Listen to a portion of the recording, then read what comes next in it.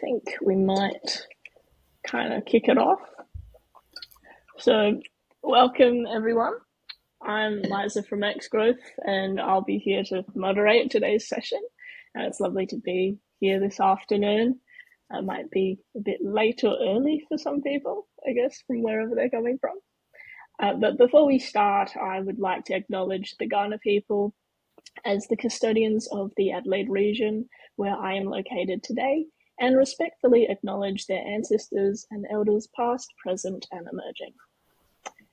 So for the audience, if this is your first X Growth webinar, you can watch our past sessions on X Growth's YouTube page or listen back on our podcast, Growth Colony. And just like Alex mentioned, if you've got any questions during the session, please put them in the chat and we'll get to them later on. So on the panel today, we have Stephanie Dishan, Head of Marketing at Boomi. We've got Suzanne Pellizzari, Director of Global Account-Based Marketing at CSG. And of course, Shaheen Hoda, Director of Growth at XGrowth. So today's webinar is all about expanding your share of wallet through account-based marketing and customer marketing. ABM, as most of us know, emphasizes building long-lasting relationships in high-value accounts and businesses. It forces marketing and sales teams to align to create personalized experiences for target accounts. So how can we use ABM and customer marketing to drive cross-selling, upselling, and renewals? And that's what we'll be discussing today. So to begin, understanding the customer is very critical for both ABM and customer marketing. So to start us off, Stephanie, what have you found are some of the best ways to develop a deeper understanding of your customers to be able to run effective expansion programs? So we've done two things. The first one is kind of focusing on trying to identify what's the next typical buy.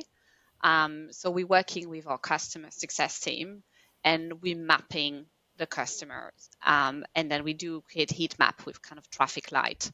And we look at the revenue, the utilization, the consumption of the tool, how much support they need, the risk of renewal, the use case, the industries.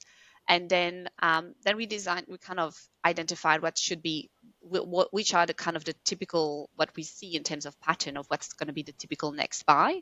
And then we build some programs, some short pilot program around that, what we think those next buy will be. And then we create some dedicated content around it, around those, specifically around the use case. And we do a small numbers of activities around it. That's usually kind of the, how we do it, the way to go, but we are dependent on the customer success team and the revenue operation team to help us to kind of build that mapping. The other way of looking at it is, again, with our customer success team, they have mapped the customer journey. So from the moment that the customer has signed with us, and they kind of looked at they've done a big survey and they've looked at what will be the best time to start talking about expansion. So they've mapped the different stages that are happening right after the sales, and they put like the kind of is the person in a positive mood versus pull me, or is it kind of like in leave me alone, I'm trying to figure out how to make it happen and how to implement it. And so we've looked at, with that we were able to find some kind of some pattern at when it's actually the right time and what kind of activity we should do to and kind of engagement activity we should do with a customer. So for instance, we will do enablement and coaching during the self-learning phase, or we will do consulting and product roadmap at the moment of a growing phase. So those are kind of the two big things we've done, like the next typical buy and when is the good time to speak to our customers and in which mood are they. Awesome, that sounds really good. Suzanne, would you like to add on to that? Or? Yeah, no, thanks, Liza. I agree with Stephanie. I think they're both super important points for us, and we do very similar programs along those lines. And I think it's a really interesting question, right? Because irrespective of where we sit in marketing, being customer obsessed is really critical. And decision makers are looking for very meaningful, more valuable interactions rather than sort of the generic templated automated content that has been and can still, let's be honest, be produced in our marketing programs. And what they really want to see from us is that we understand their business, we actually know what's going on in the industry, we can foresee some challenges in the future, and that ultimately we can be a good partner, right, who puts their success at the centre of everything we do. And that is a lot. That's not some small order when you think about the number of customers you are serving across your business. For 1, 2, maybe even 10, that's okay. But when you're talking about hundreds, it can become a real challenge. And it's really easy within any organisation to there's lots of data to really fall down a rabbit hole and have analysis paralysis. So, like Stephanie, one of the things that I try and do, and we definitely do, is partner with our go-to-market teams when we're looking at data and understanding our customers. Really adopting a sales mindset from a marketing perspective. Because when we think about the go-to-market team in our business, it's not just sales and it's not just marketing. It extends to pre-sales, consulting, delivery, as well as customer success. Each of those individuals within the organisation have different touch points with our customers and therefore different relationships and different insights that they can bring to the table that really helps us think about and understand the customer in a way beyond just, the deals that are happening in this year or next year, and thinking about them more holistically. And that allows us to also be very intentional with our programs, right? So that we can cut through some of that noise and be really meaningful with who we speak to, obviously, in the journey along the customer life cycle. And if I put that in an example, and how do we use that data and how do we actually execute and put that in practice? There's a program that we've launched called Candid Conversations. The program does what it says, and it's all about having candid conversations, which puts our customer at the centre, right? And having looked at all the data, having understood what's happening in the industry, what we try and do is create intimate sessions with our customers to be able to talk to them around any topics or any topics or basically anything they want to talk about. And if they come to us with a problem, we try and find solutions that may not necessarily inherently exist in our business, right? It could be through our partner channels, it could be through our networks, and we provide a forum where we might have an analyst speaking, or we might have an industry thought leader or a partner, and we're having the story behind the story. There's always in a very intimate setting, you can have 8, 10, 12 people in the room, and you can start to have very honest conversations about what's going on in the business and really talk about, is the data I'm finding and what I'm talking about makes sense? And is that true for you? And I think that these programs are really great because it allows us to not only create longer relationships and sustainable relationships with our customers, but it gives us an opportunity to really test some of our assumptions with the data that we have. Yes, for sure. And I feel like that kind of has like a bit of a good segue into like this next question about personalization, because that might play a really good fact into this. But like as we know, that personalization is a key factor for attracting or even maintaining accounts, and how deep you should go. But like, how deep should we go instead of falling down into that personalization rabbit hole? What are your thoughts on this, Shaheen? I think, one last thing that I would say on the previous question, and I think, both Suzanne and Stephanie just made great points, and I love the concept of candid conversations. I think, customer advisory boards are great ways to get insights where you agree with somebody that, hey, we really want to get insights from you, and you might have a CMO if you're selling to marketers and you're like, we would like to have conversations with you, and that expectation is set that you're going to reach out to them and have conversations and get insights in terms of what's important for you right now. What are you focusing on? You don't need to build that up every single time that you're like, oh, should we ask this customer again? Should we not ask them? Create those customer advisory boards. And I think it's also important to create those for different regions, because different regions go through different challenges.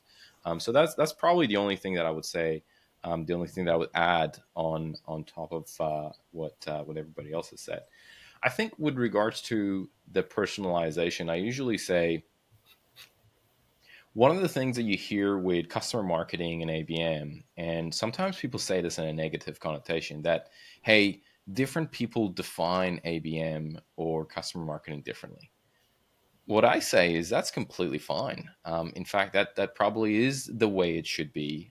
Yes, there are some practices that maybe someone just runs ads and they call it ABM. Cool. That is probably not the right definition, but there are multiple factors that go in an organization that you have to think about. What's your average contract value? What is the complexity of the buying center that you're selling to? What is the complexity of the organization that you're selling to?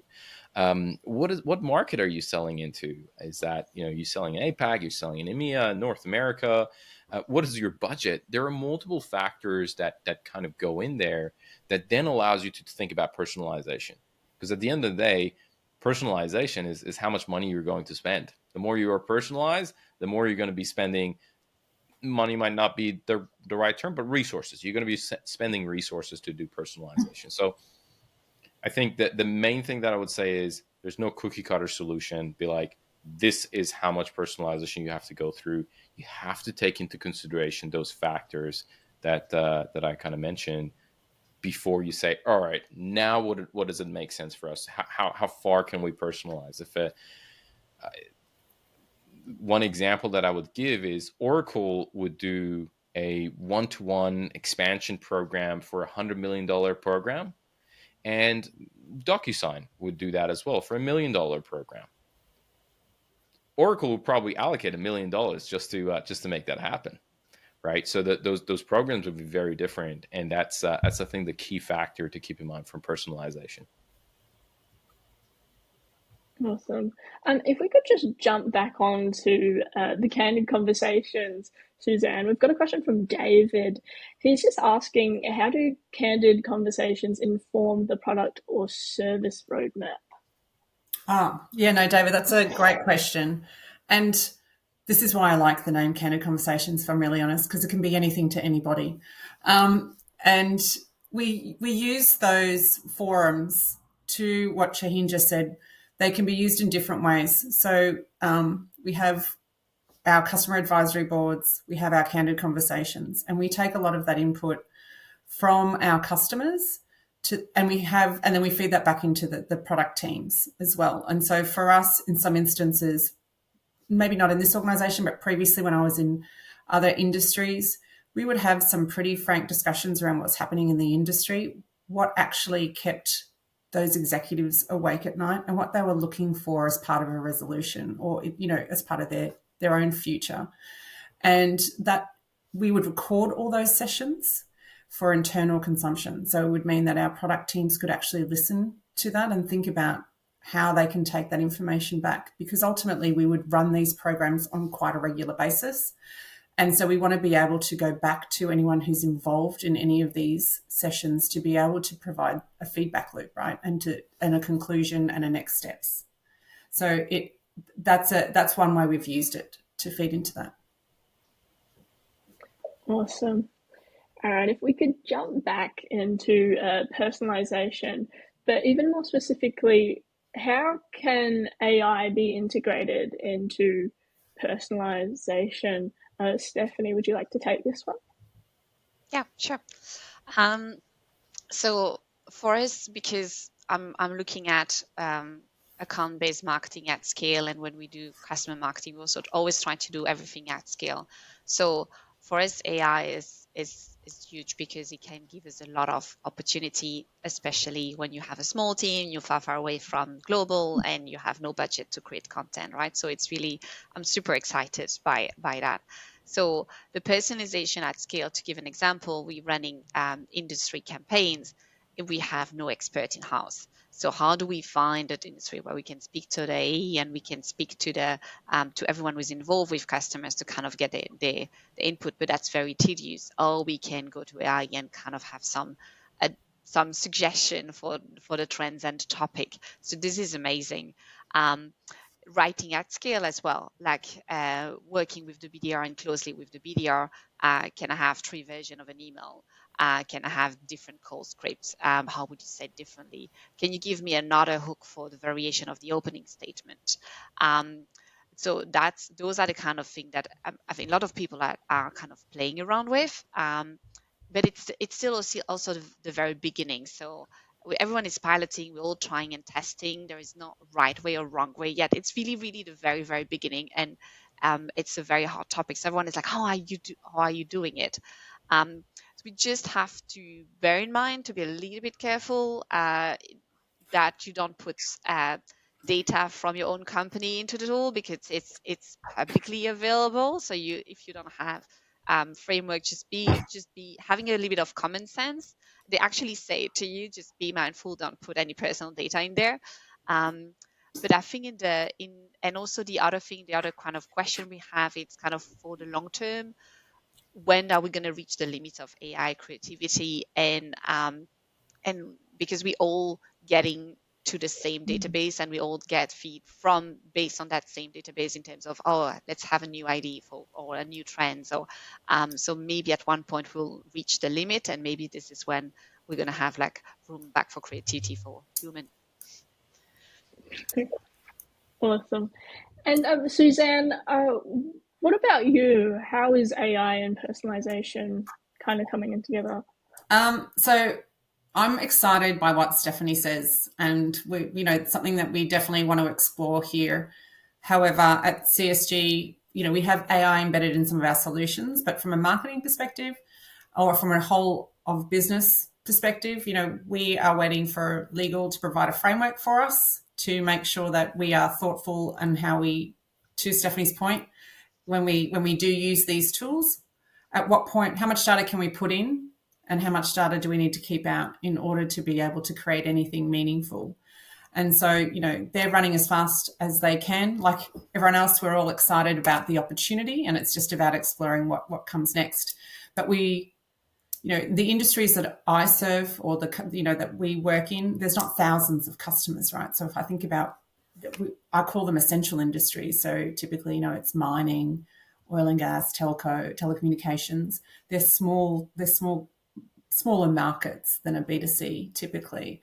And so when we go on the journey for AI, we want to make sure that we don't disclose anything that could be proprietary or sensitive in nature. Cool. And just before we move on, Shaheen, did you have anything you wanted to add? I think one of the questions that I get, and I'd love to kind of hear what Stephanie and Suzanne have, is, oh, if you are using AI to write this, then why can't where is your value? Like, why are you doing this? And why can't the client or the prospect or whoever it is that you write in the content do that for themselves? And I think usually what I say in that situation is that the way that you prompt and the way that you ask that question from the AI is extremely important. And that's where the subject matter expertise come in, where you would be able to navigate how to ask that particular question so that you can create that narrative that you want. You get that input from what you want to do. Being subject matter experts in very niche areas, especially in the B2B space, allows people to get the assistance of AI and craft those. And in many ways, it's like saying, oh, people have Google. Can't they just Google it themselves and get that information? To many degrees, it's the same thing. You sometimes don't even know what you need to search for, and what you need to look for, and what you should avoid, and so on and so forth. And where an expert eye can easily tell that. So I think that is important to think about it. And I know some people kind of move away from it and be like, no, we're not going to use it because of this reason. And I think I was reading this article, and they were saying, AI is not going to take your job. People who are going to be using AI are going to take your job. So that's I think the critical piece around leveraging AI and having that sidekick next to you. We've got another question again for Suzanne from David, just on the candid conversations and customer advisory board. He was just asking, how do you get execs and purchase influencers coming back to those sessions? It's definitely, so just to clarify, David, I work with the customer success team around the customer advisory board. So I'm not running both, but obviously customer marketing is so critical to ABM. So we work very closely together. And how do we show value? It takes time, to be honest. And it's not something that you set and you do once or even twice or 3 times and everyone can see that value. It really takes, there are very many approaches you can take, and it depends on the customers you're serving and what drives them.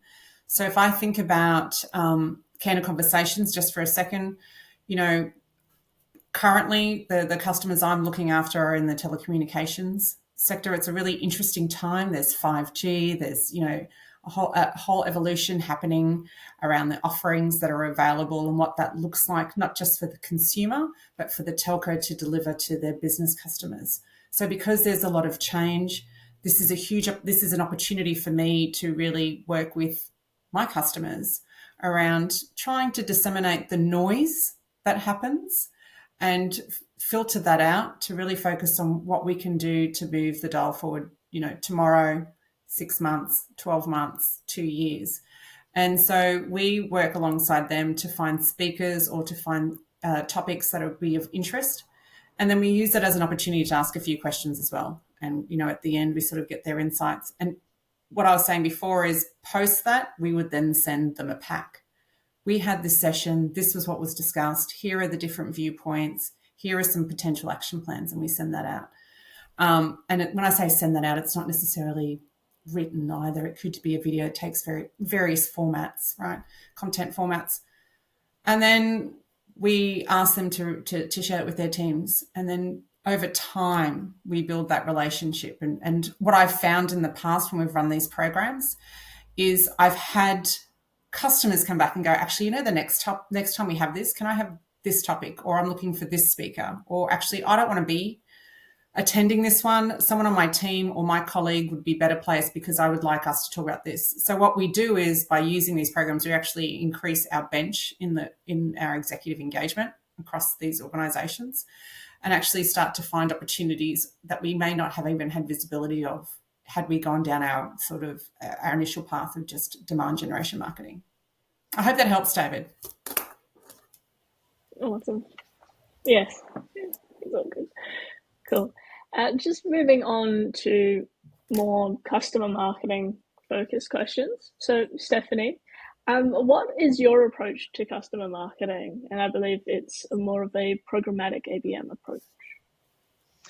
Yeah, well, we have a kind of split customer marketing in kind of 3 pillars. You have the one that's probably the most traditional and known, which is more like for brand awareness. So it's advocacy when you have, and it's mostly around customer stories. So whether they're in form of a press release or a customer reference, case study, a customer speaking, a video, this is where typically people start and companies start in customer marketing, and then obviously promoting those assets. So it's very much focused towards awareness. They will be promoted on social, website, event, etc. So you increase your awareness, and then you feed also the top of the funnel. If you can utilize them as well for demand gen, the top of the funnel of demand gen. That leads me to the next pillar for us, which is the demand gen component. And this is the one that the business loves because it's where we're driving tangible results and pipe and dollars and revenue. So this is for marketing when we support cross-sell and upsell. I would personally not seeing really how marketing can play a role in renewal, but we're focusing on cross-sell and upsell. And we're driving demand through customer engagement. So customer with prospects or customer to customer for incremental. And this is also where the account-based approach merge, because this is where you have with the customer marketing, this is where you know your customer, you know your data point, you know what you want to sell, to upsell or to cross-sell, where you're trying to get to. So this is really where for me it's merged the most. And for us, the third part is engagement, which is a bit what Suzanne mentioned. Is more when done purposely, usually for large accounts, when you have a listening part, like when you engage with your audience, it's not just you one direction broadcast, it's the other way around as well. It is also possible to scale it, but the listening to the customer in the form on the customer advisory board that you just mentioned, Suzanne, or when you very tech specific, we have some technical console as well. We call it technical console, but you can scale it as well, and you can actually do more kind of a big round table kind of speed dating questions when you have your executive or your people going around from a table to another table. It's another way of listening it. And for your company, to your customer, that's more like broadcasting to them. That's around product update, but also training. And this is where you kind of again work closely with them and engage with them, training user groups to drive more usage, to drive better usage. And for scalability, you can build those virtually, or you can alternate with on demand and kind of more in person on regular basis. Awesome. Shaheen, did you want to add anything to that at all?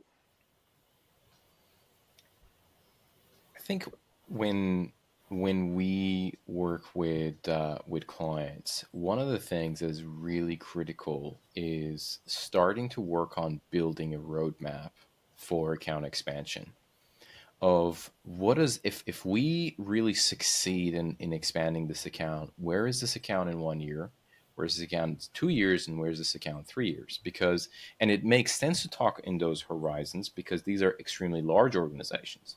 You're talking to Singtel, you're talking to Telstra, you're talking to HSBC, really large organizations where those horizons does make sense. So you talk Horizon 1, Horizon 2, Horizon 3, and what you want to do is you want to map that process. So you want to understand what are the buying centers that we can sell to.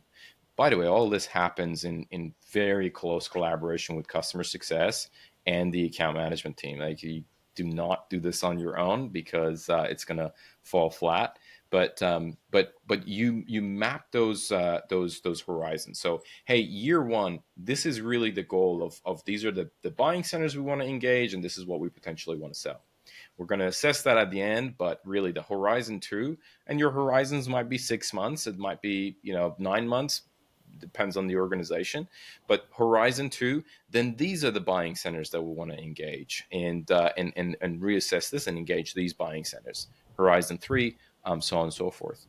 And then the next level that you want to think about is then what are the channels that you're leveraging. I mean, I love what Stephanie mentioned, because there is some of the high level air cover components, but then there are some really personal customer advisory. We've talked about this in detail. So what you want to do is you want to map that also out in your horizon. So you know what you're selling, you know who you're going after to, and then the third thing you want to think about is what are they going to be experiencing. So there is these air covers that we're gonna implement, and there are 3-4 different campaigns across the year that they're going to be exposed to. We're also going to be having direct mail, for example. So you're getting tactical. We're going to have these roundtables that are going to happen for these accounts. But I think the key is to build that roadmap. And yes, nothing goes according to plan. And what is that saying? We plan and God laughs, or something like that. Or you want to go Mike Tyson? Everyone has a plan until they get punched in the face. But it's extremely important to kind of map that out so that you know what is coming, rather than having ad hoc initiatives that could probably frustrate you and stress you extremely, and you also don't have time to set expectations for management. So that's what I would say, kind of thinking about both programmatic and the other components coming in. Awesome. Thank you, Shaheen. And just from a more one-to-one ABM perspective, Suzanne, how does your approach to customer marketing perhaps differ from programmatic? Yeah, Liza, great question. And to be honest, I'm not sure that there is too much of a difference, right? If you think about the customer marketing part is very critical to account-based marketing, and I think Stephanie touched on on all of those points, right? Advocacy is key, and that's not just with your key stakeholders. It's from the users as well, top down, bottom up approach. And it's having, as Shaheen has just said, a roadmap of programs that allows you to have touch points across all of the organization that you are. So the customers we're targeting, that having that depth within the organization as well as that breadth of contacts, and making sure that everyone feels part of the journey, because today's user can be tomorrow's decision maker or influencer. And it's really important to make sure that we take everybody on that journey, so that, to my original point around partnership, we are all in this together. We all have skin in the game at all levels of the organisation, because from an ABM perspective, this is not a marketing initiative and it's not a sales initiative. It's a whole of business initiative, and we all have to rally around that. Awesome. If we just move on to alignment real quick. Shaheen, we know that alignment within the organisation is essential, and I think you did bring this up briefly. But when it comes to being customer-centric, how can businesses become aligned, but more importantly, stay aligned? I'd say there are probably 4 components to it. One is start small, start in friendly territory, start with KPIs of other people, and then lastly start by listening. And I think those 4 is going to really help with alignment. And what I mean by those is start small, meaning that be very careful of taking too much on. So be very careful of saying, hey, we're going to be focusing on 10 accounts. We're going to be focusing on 20 accounts. And again, that could be possible depending on the program. But if you're really looking at what Suzanne were talking about, one-to-one, you might get excited at the beginning. And you're like, yeah, 10 accounts, each AE or each account manager, bring 1 account and I'll cover all that for you. Very dangerous. You're just setting yourself up for massive amount of an avalanche of work coming your way. So really always err on the side of going too small. And I think that's going to save you a lot of headache down the track. So, and it matters from alignment because you now have a smaller number of people that you have to engage. Every single account that you add, and again, if it's a large account that you're looking at, you have to then deal with the customer success team, the account team, the AE who's responsible for it, the SDRs that potentially are prospecting into account. You don't just double the complexity of what you're doing. You would add multiple layers of complexity to it. So and forget about talking about different regions. That's another whole layer of complexity. So I think about starting small. The second thing that I would say is start in friendly territory. And what I mean by that is find team members from, again, sales organization or customer success organization. This might be more of a sales conversation, that are open to what you're suggesting. And you do not have to do, again, you have to do selling. You have to convince the other party, but they are more open to what you're suggesting, because I'm sure if marketers are in the audience, there are definitely some salespeople who are not very open to collaboration. And don't set yourself up for that additional headache if you're starting with the program. Pick accounts that you know you have friendlies in that camp. That does not mean that later on you can scale to those other accounts, but again, when you start being friendly territory, think about their KPIs. That is the number one killer, I think, of alignment, where maybe marketing brings a program to the table and they just talk about marketing stuff, and it's like, especially sales, like, I'm commission focused. Like, how am I going to get my commission on this? This is not going to help. Gets canned. And then lastly is listening. It sounds super trivial, but it is so critical of going in there and just asking questions. And then what you want to do on the back of that is to show that those questions have been, those answers that you've got been incorporated in whatever suggestion that you're coming back to. Builds a lot of credibility, builds a lot of trust between teams. So those are the 4 components around alignment that I would say best to keep in mind when running these kind of programs. Awesome. Thank you. Just to move on, what are some best practices for driving cross-selling, upselling, and renewals, specifically with demand generation? Stephanie, if you'd like to start. Yeah. So cross-selling, maybe the first one, for me, most important one, or where there's the most to add. I spoke earlier about heat map. So build that heat map, find the next typical product for purchase with lookalike customers or use case. Intent data could help, but I would say intent data would really help on finding the purpose and when is the right moment to sell. So if they're currently looking for something and you find it through intent data, well, that's the time to pick up the conversation. Build a small scale kind of reactivation of activation program center that around those similar use cases. And probably most importantly, use your customer as champion. Put them in front of your other customers and let them lead the show for you. Because they will speak way better. They will be your best advocate. And they're talking to each other, so they're going to be keen to know more. For upsell, it's really more, at least for us, checking the usage of the products.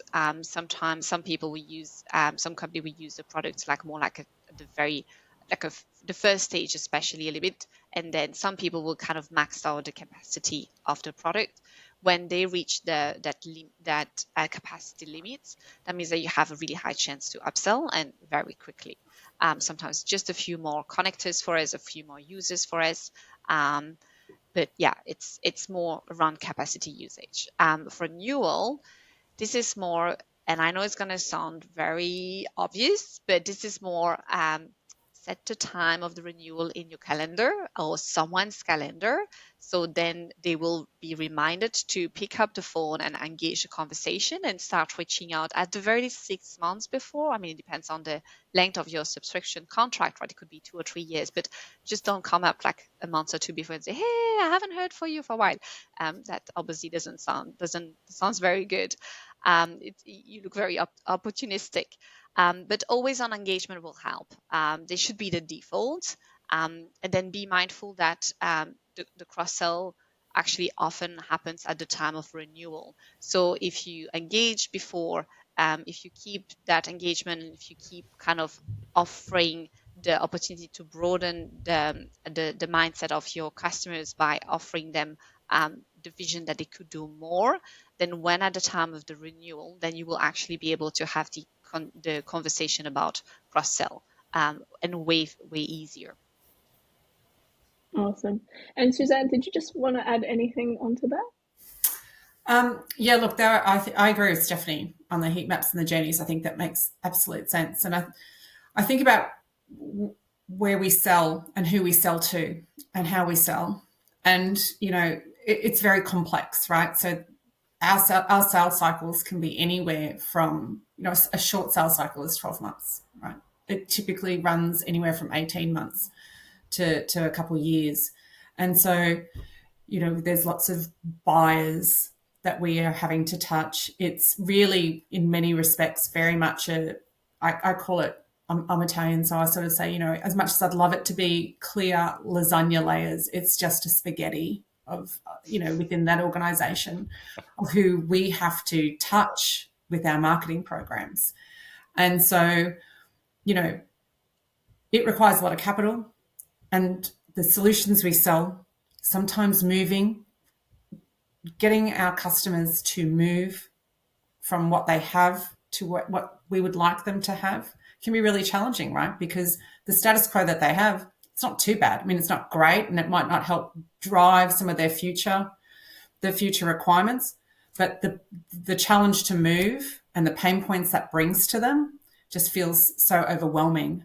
And so what we try and do from a cross-sell and upsell perspective is how do we remove some of that friction and some of those internal challenges that they have in because it's not broken. What the systems they have aren't broken. What we're offering is something that might be a little bit more efficient, might be more allows them to deal with future business challenges and issues. And so previously we used to have, in a previous organization, we had an ROI practice, and it was set up specifically. It was separate. It was a separate practice that was there that worked with our customers and the business to understand, from ground zero, what does this deployment mean? What are the benefits that you perceive to be getting, and really measuring that across the journey, right? So if we talk about it in real terms, they took the RFP and the business case for sign off and then tracked that as we went down a program of implementation.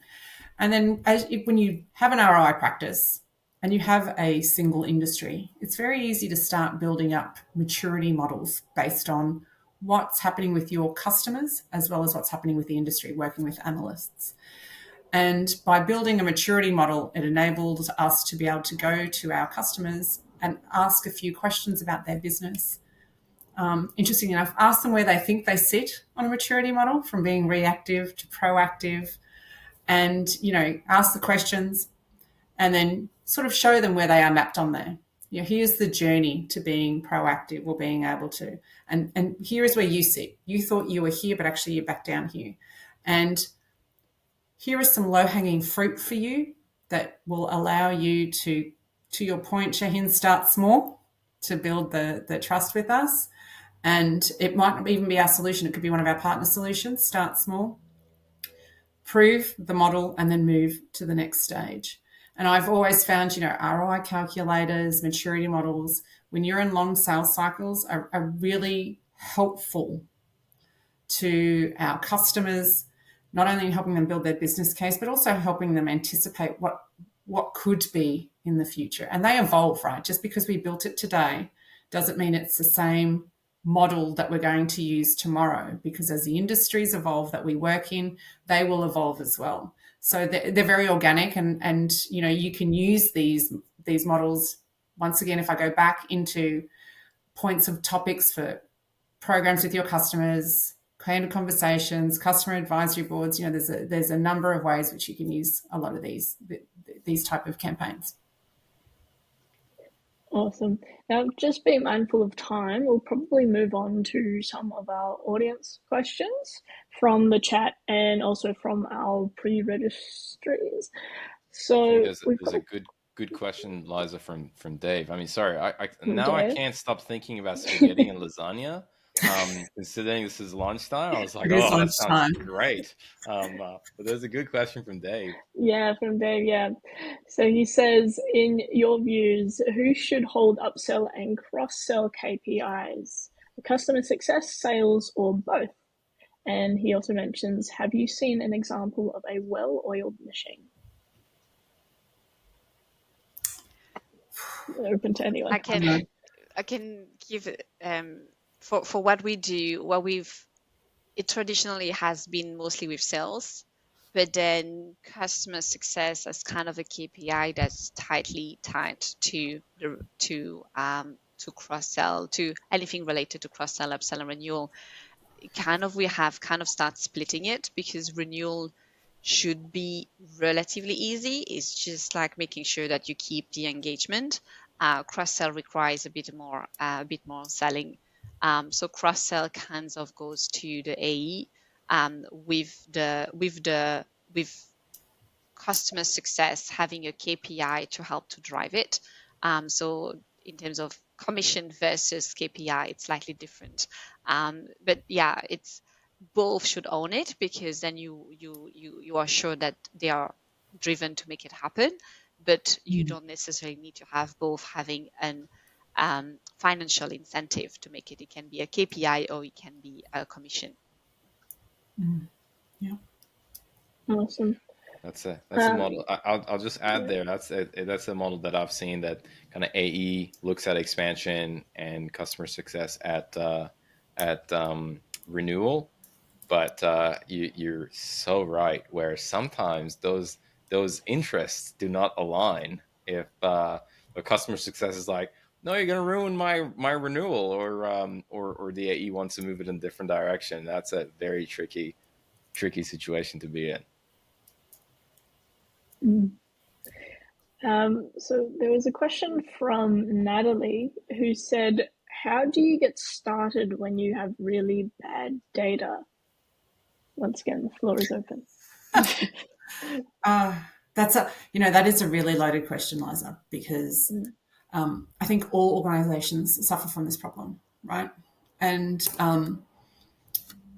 the key is to be clear about what your objectives are. I think that's, for me, the thing that I'd like to focus on the most is, what is it you're trying to do and what does ABM mean for your business? And once you've got those objectives clearly articulated, there is an opportunity to then think about what data do you actually need versus what data is available. And I think you need to start small and work with the go-to-market teams to make sure that the data you have is correct. And then if it's not correct, think about, well, how do we go back to correct that, right? And is that, because you're pulling data from many different sources, how do we go back to correct that? Because if you try and boil the ocean and get all the data right, or force a behavior that is not inherent within the sales cycle or within the business, you just create tension at the beginning of a program that could be successful. I think that's the best way to put it. There's no silver bullet. I mean, I've tried many different ways to have data be cleansed, data to be correct, make sure we're pulling the right data, and then you have a number of marketing tech stack tools that you can use that will take your data and make it, even better and give you some of the right details. That doesn't always work either. So I always say start small, figure out what you need, understand what is correct, why it isn't correct. Can we change some business processes to support that? Can we look for other sources to help us? And then just keep reiterating, test, improve, and keep going. Awesome. Well put. Then we had a question from Kylie, and she's asked the best approach for ABM and templates to work from. I assume she's asking for examples of templates. Once again, I feel like that is a super loaded question because it's funny. ABM is really interesting. So we're really embarking on an ABM one-to-one journey within CSG. But it is interesting when you talk to the broader business. ABM is everything to everybody, right? Everyone has a view of what it is, what it means, and what it should deliver. And I think it's really critical when you are starting out and approaching ABM to be very clear on exactly your definition of ABM and what it is you are trying to achieve and what you can achieve over, to Shaheen's point, right, a 1 year, 2 year, 3 year time frame.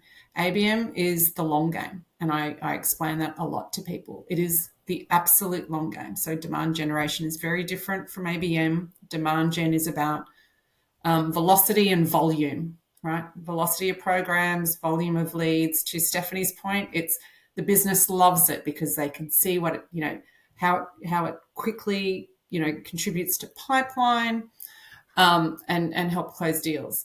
ABM, on the other hand, you can get within the first year some really good ROI, but it's actually in year 2 and year 3 where you really start to see where the rubber hits the road, right? And in some of the studies I've seen, it almost doubles some of those initial ROI stats. So I think there is no magic template because it depends on your organization, who you're selling to, how long is your sales cycle, how much revenue is, the average revenue per deal.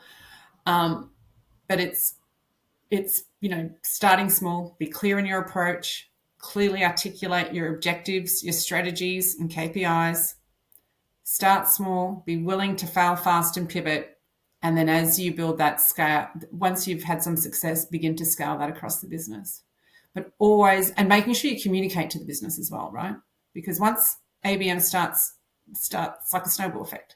Once you start getting some success, then everyone wants a bit of it, and you have to think about how you scale that, because it is intensive, right? Resource intensive, and it can't, a small team cannot scale, particularly around one-to-one.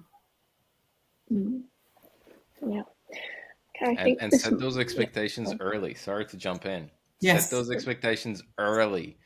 Make sure you're very clear, because boy, if you try to set those expectations halfway through, that looks like a cop out. That looks like people are going to be like, wait, hold on. What do you mean now that like this is going to take 9 months or that's going to take 12 months?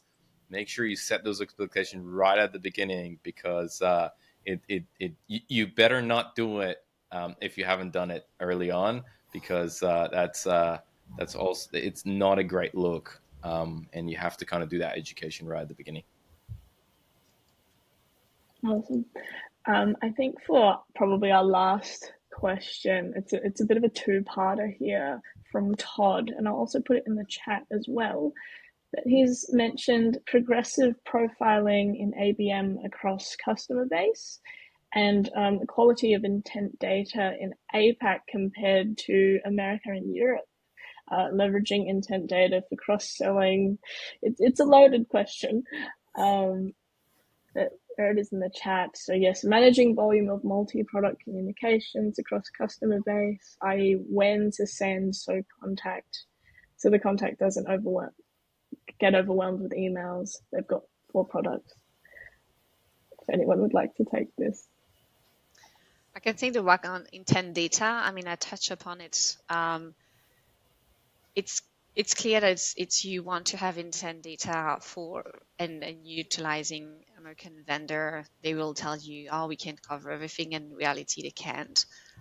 So we had to onboard some, and not just from intent, but even for contact, like having the right contact, having the right information about the account, let alone intent, which is probably the next level. Is we had to onboard some local companies, some local companies in Australia that are just doing Australia, some in Japan are just doing Japan. Obviously in multiple the cost, but it's just we were arriving to a point where from an enrichment of account and contact perspective, we just didn't have enough with the American companies. Then from an intent perspective, unfortunately, we're still kind of limited with what you can find in English. So it will be mostly English speaking. So Australia will be covered. The majority of the of ASEAN market that can still, I mean, that speak English often, or to which you can send English speaking type of content, will be fine, and you will then be able to have intent data for them. But I've tried China, I've tried Japan, Korea. It will only pop up if the consumption of the content is in English, so it will come up in English. Even the intent topic are in English. You cannot put them in Japanese or Korean. So unfortunately, it is what it is right now. But if you have anyone, please send it my way, because I'm happy to try them. I haven't found any yet. But yeah, I've worked more on the data, trying to work on the quality of the contact and the data on the account itself. Otherwise, it's really tiny. Awesome. Okay, so before we finish up, were there any last minute thoughts that the panel would like to share on the topic? Or overall? All good? I think I would, for me, but it's more our journey, is that ABM one-to-one is like too far. Like we won't reach it. We're more like in a company where we need to drive net new, but stepping in customer marketing has helped us to bring the team to a level of understanding of actually what ABM could look like. So it's a stepping stone, because all the team are working on the customers. They do know the customer. We have some data that's available. We don't have to find it from an external vendor. So it's a little bit easier to start with, and they get it faster. So if there is a kind of a how to work on ABM as a stepping stone, maybe utilize customer marketing. That's probably, I would say, kind of the most I don't know if it's a logical way, but this is where people said, yeah, no, I get what you're trying to me, like you're trying to explain to me, and that we need to have customer success, and we need to have more than one person involved and data point to able to feed marketing, so then marketing can create program. And I would agree with you, Stephanie, on that. I mean, account-based marketing, one-to-one, it's a lot, right? But there's also one-to-few and there's one-to-many. And it's really about thinking about what's best for your organization. And even in a one-to-one place, like if you take on that type of strategy, it doesn't have to be everything to everybody on that one account, right? So you could start small. So when I talk about start small, you could take almost like a deals-based approach to it, right? To show some success. Here is a deal that's going to close in the next 12 to 18 months, and really put your arms around that using the customer marketing and some of the framework of ABM to be able to show what success could look like if you did that at scale. And I think that's the opportunity, and that's really the journey I've undertaken here in this organisation, and it has shown the business what is possible, which is why they're investing in the one-to-one programs. Awesome. So just for our audience, as we have run out of time, we'll be sending out a document of the answers to questions that we haven't had time to answer during this session. Like I said, that's all we have for today. Thank you so much to the panel, and thank you to our audience for joining us today. And if you'd like to check out some of our previous webinars and even this one, please visit our X-Growth YouTube channel or tune into our Growth Colony podcast. And we'll catch you next time. Thanks, guys. Great. Thanks, everyone. Take care. Thank you. Bye. Bye. Bye.